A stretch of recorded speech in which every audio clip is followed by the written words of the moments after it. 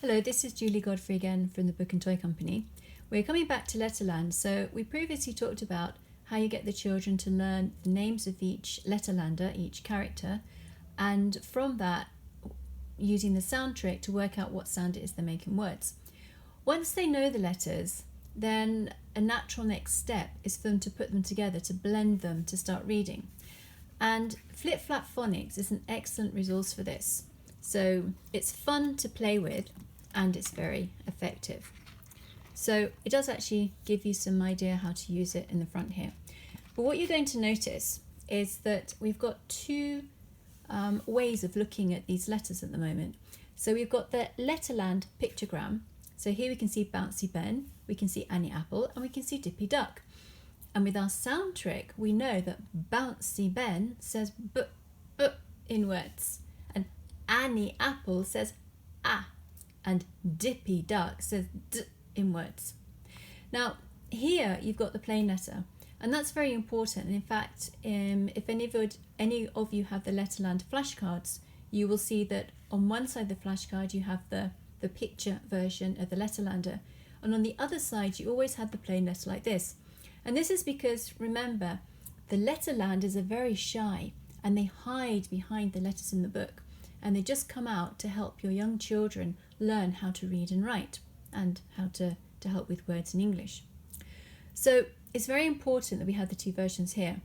And what you can see as well is that under each one we have a little dot, and that's because you have a single sound. So you have b, a, d, and you want them to be practicing these through. You want to be using the plain letters, but if necessary you can have the pictures on show, and that will help them remember or work out what the letter sound should be. So you can just be starting with your b, a, d, b, a, d.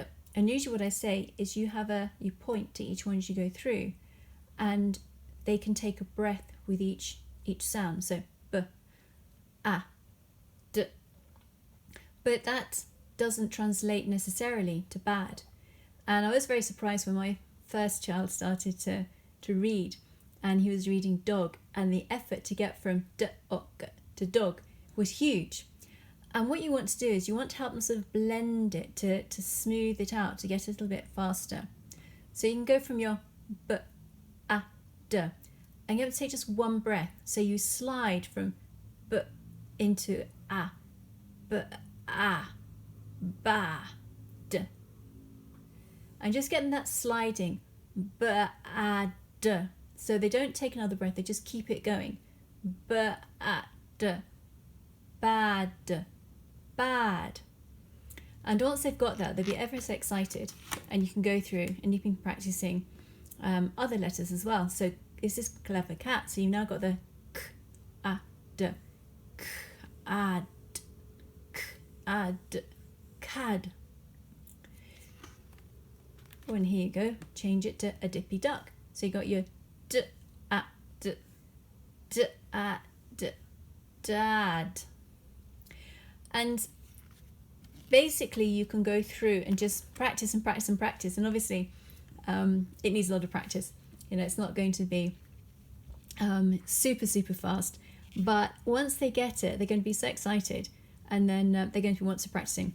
What you can do in terms of language, vocabulary, and putting these into context is you can talk about each word. Once they've read it, you can talk about it, and you can say, well, is that a word in English, or is it like a made-up word? And if it's a real word, you can put it into a sentence, and that helps a lot with the context. Now, here we're looking at the single dots because each letter in this case is one sound. But if we go through more towards the back, then here you'll see that we've got two dots with a little bit closer together, so that CL is, the dots are closer than the AD, and that's because you've got like the consonants being blended here. So it's like cl, it's not kl, it's cl. It's you sort of comes out all at once, the cl sound. So that's represented by the line there. So you got cl, ad, clad, clad.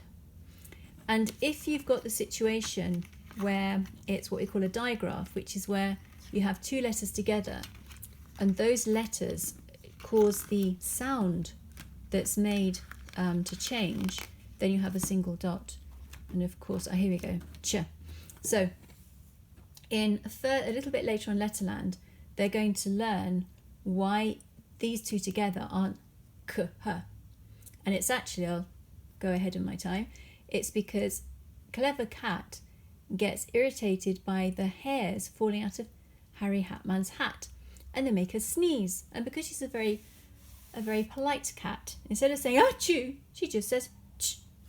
And you can see here the picture of her like stopping her sneeze, and you have the ch sound. So because it's one sound, you just have one dot. So you got ch, a, d, ch, a, d, ch, d, chad. So this is actually, it's very simple. It doesn't take long to explain, but I hope you have hours of fun playing with this, and that your child really does get a lot of confidence and they're very quickly learning to read. In the next video, we'll be talking about more complicated sounds, so like the digraphs and the trigraphs and other things that you can do with your children. I hope this is useful. Goodbye for now.